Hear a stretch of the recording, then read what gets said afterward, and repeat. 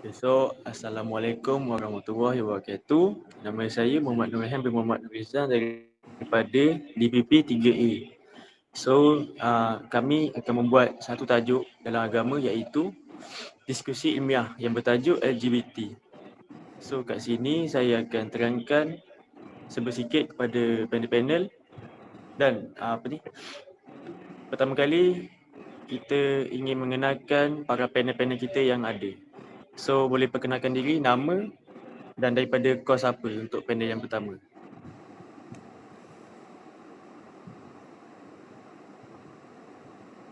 Assalamualaikum warahmatullahi wabarakatuh. Nama saya Ahmad Zahiri bin Alias, kos dari Ekon DPP. Okey, terima kasih. Okey, seterusnya kita akan pergi kepada panel yang kedua. Assalamualaikum warahmatullahi wabarakatuh. Nama saya Muhammad Aikar bin Husaini dan saya dari kos DPP 3A. Okey, terima kasih kepada panel kedua dan kita akan teruskan kepada panel yang ketiga.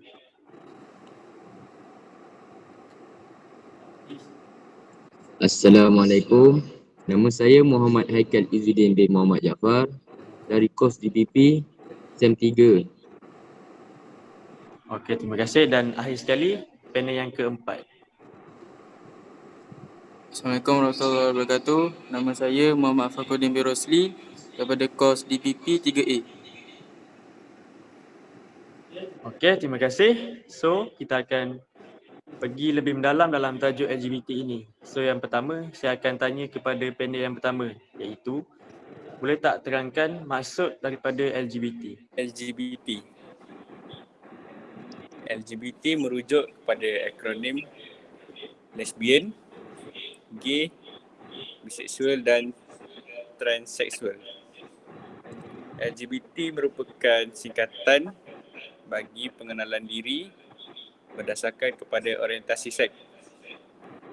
Secara umum, kegiatan mereka mempunyai kaitan dengan keinginan manusia untuk merubah fitrah sama ada kejadian mereka kepada personaliti yang bertentangan. Maksudnya, kalau dia dilahirkan lelaki, dia ada hasrat nak jadi perempuan lah. LGBT juga difahami sebagai sebuah kumpulan atau gerakan yang aktif membantu dan memperjuangkan hak mereka dalam kehidupan masyarakat kini. So istilah gay adalah golongan lelaki yang mempunyai tarikan seksual terhadap kaum sejenis, lelaki homoseksual. Lesbian pula merujuk kepada perempuan yang mempunyai tarikan seksual terhadap kaum sejenisnya. So, yang ketiga ialah biseksual. Biseksual adalah seseorang yang mempunyai kecenderungan untuk melakukan hubungan seks dengan lelaki ataupun wanita. Transseksual pula adalah seorang lelaki atau perempuan yang berperasaan dan berpenampilan sebagai anggota jantina yang satu lagi dan kadang-kadang menukar organ jantinanya melalui pembedahan. Selain itu, lesbian turut didefinisikan sebagai seorang perempuan yang tertarik secara emosional, seksual, fizikal terhadap perempuan lain. Menurut perspektif Islam, lesbian dikenali dengan istilah musahaqah. Oleh yang demikian, lesbian merupakan hubungan songsang dan di luar tabi'i di antara wanita dan wanita. Istilah gay juga dikenali sebagai homoseksual yang didefinisikan sebagai golongan lelaki yang mempunyai tarikan seksual terhadap kaum sejenis. Sekian, terima kasih. Okay, terima kasih kepada panel yang pertama. So sedikit sebanyak kita dapat mengetahui iaitu tentang pengertian istilah dan maksud daripada LGBT ini. So seterusnya kita akan pergi kepada panel yang kedua iaitu dengan tajuk tuntutan pejuang LGBT. Dipersilakan.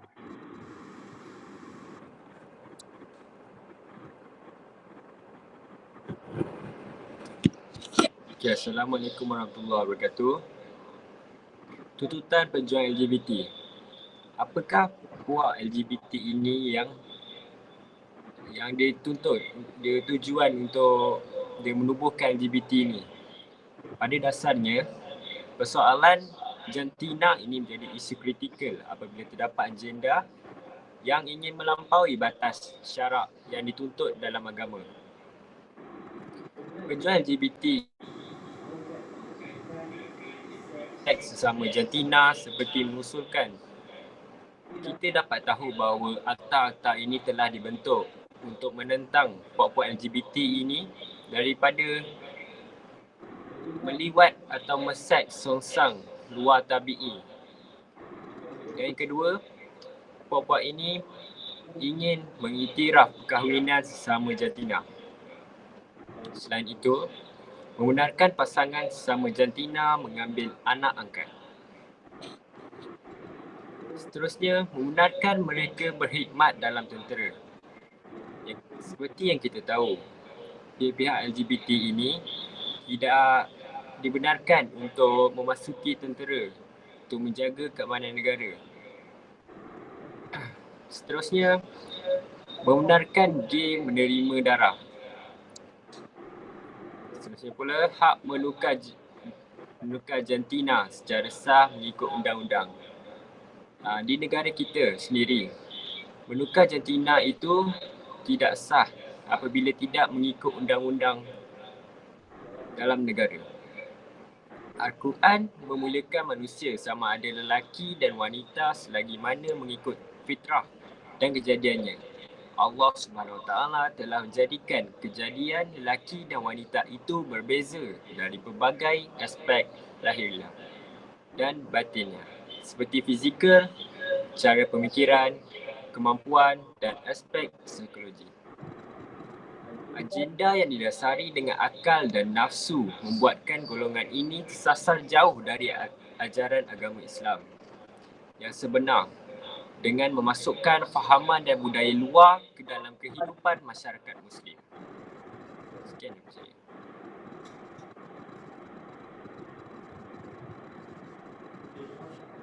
Betul.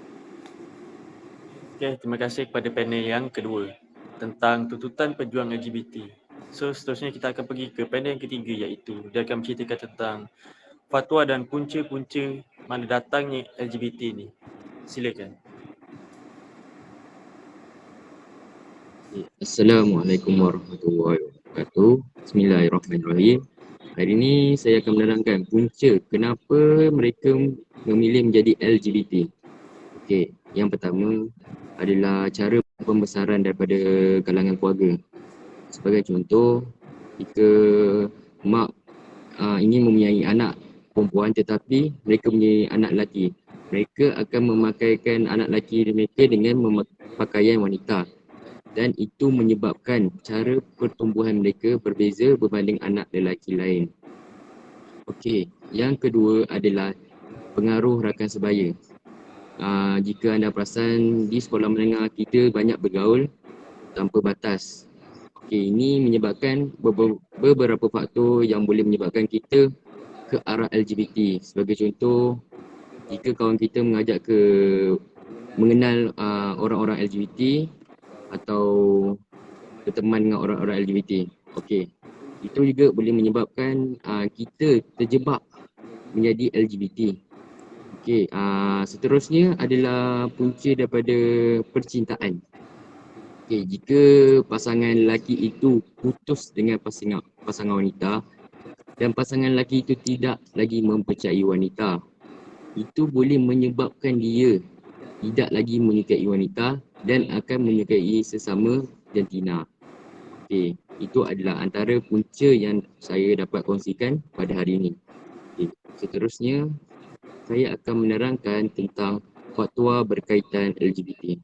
Berdasarkan apa yang telah saya kaji, Muzakarah Jawatankuasa Fatwa Majlis Kebangsaan bagi Hal Ikhwan Ugama Islam Malaysia kali ke-25 yang telah bersidang pada 13 Disember 1989 telah membincangkan kedudukan maknyah dalam Islam.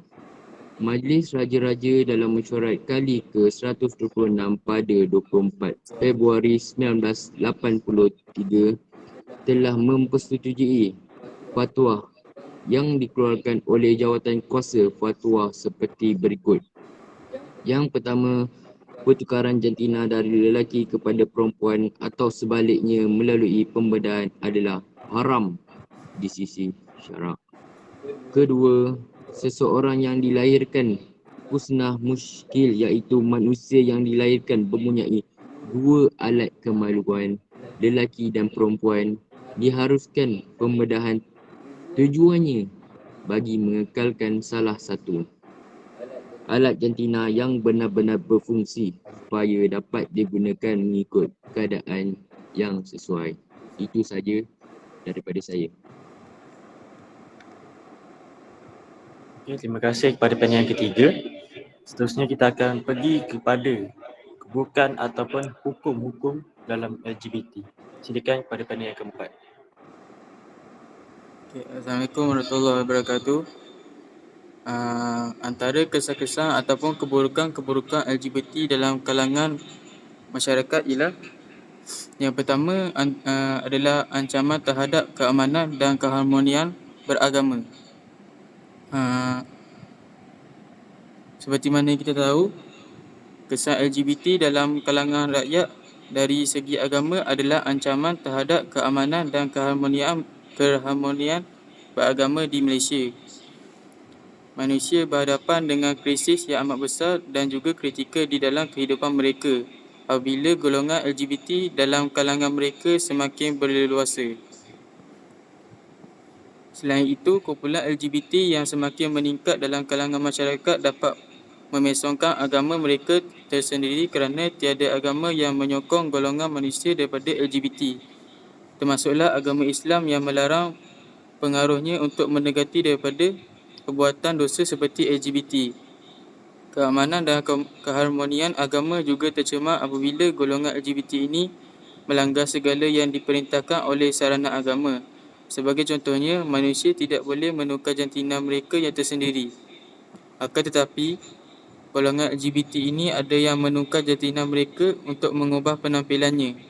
Ini sudah menunjukkan bahawa golongan LGBT ini telah mencemarkan agama dengan melanggar segala yang diperintahkan di dalam agama tersendiri. Yang kedua ialah budaya gaya hidup yang negatif. Rakyat terdedah dengan budaya gaya hidup yang negatif. Sudah jelas di mata dunia bahawa golongan LGBT ini banyak melakukan perkara-perkara yang bertentangan dan juga negatif. Hal ini menyebabkan masyarakat yang hidup berdekatan dengan golongan LGBT berisiko tinggi terpengaruh dengan gaya hidup yang dijalankan oleh golongan LGBT.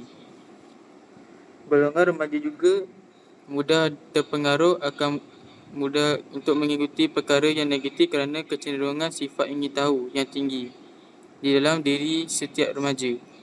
Hal ini menyebabkan remaja yang tidak mampu mengawal nafsu mereka akan mudah untuk mengikuti jejak langkah golongan LGBT ini daripada segala-segala asbab.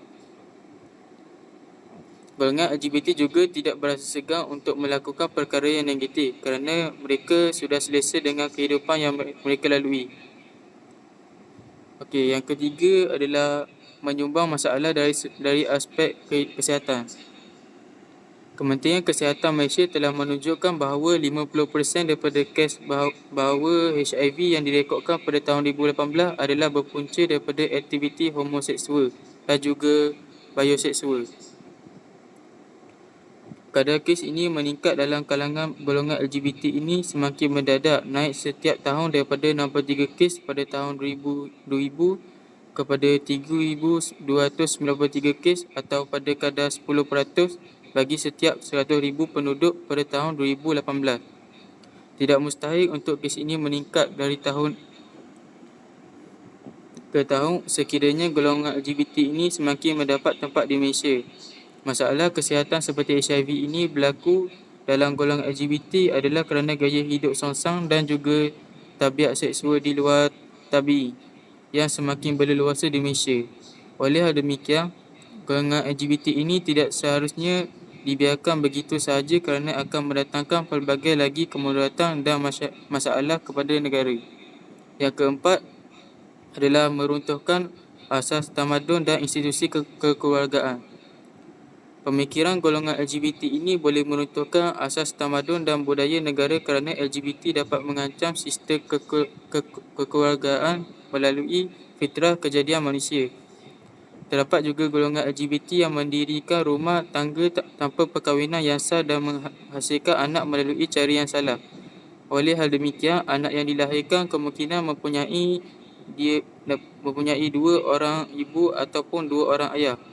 Ini menyebabkan keturunan keluarga bercampur aduk dan meruntuhkan institusi kekeluargaan.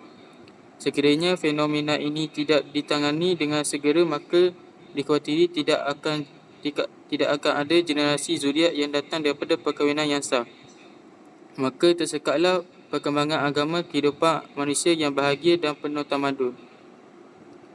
Jadi sekian daripada saya. Terima kasih. So, itu saja daripada kami tentang tajuk LGBT pada hari ini. Sebagai kesimpulannya, kita sebagai umat Islam tidak perlulah mengikut agenda-agenda LGBT ni daripada luar negara ataupun negara barat. So, kita juga tidak boleh mengubah ciptaan Tuhan kerana ia akan menyebabkan dosa yang besar kepada kita. So, sekian, terima kasih daripada kami dari kos Ekon DPP SEM 3. Assalamualaikum.